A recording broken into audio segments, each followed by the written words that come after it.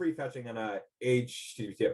So if you want the browser to prefetch, you can do it in two ways. The first, which is the older way, is that you can put pre-fetch tags in the HTML. But this really doesn't help that much because the browser still has to get all the HTML and parse it and then pull all of those links out.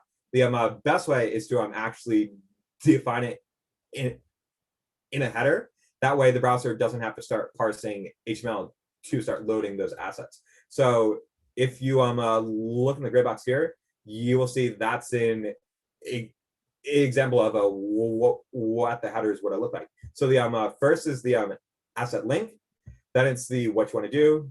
It's usually preload. There's one other type called pre-link, which is you can do the DNS lookup beforehand so that part's already done. And then next, you just have to tell it what a type of asset it is. So the reason that you have to tell it what a type of asset it is that browsers like Chrome, Safari, Firefox will actually go, hey, we should probably load a CSS first, then the images, then the scripts. So it'll automatically prioritize all those things. So HTTP2. So if you see the scratch on here, first there's HTTP1. So in HTTP1, you need one connection from every single asset.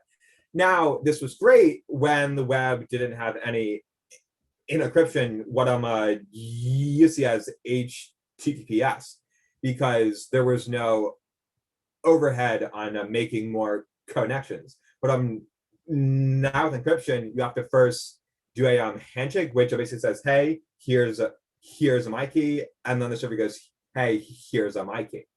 So if you do that for every asset, that's going to slow down the page because those resources are going to take longer to load. So what you do with HTTP2 is that you can actually do that handshake once and then pass multiple assets over that line.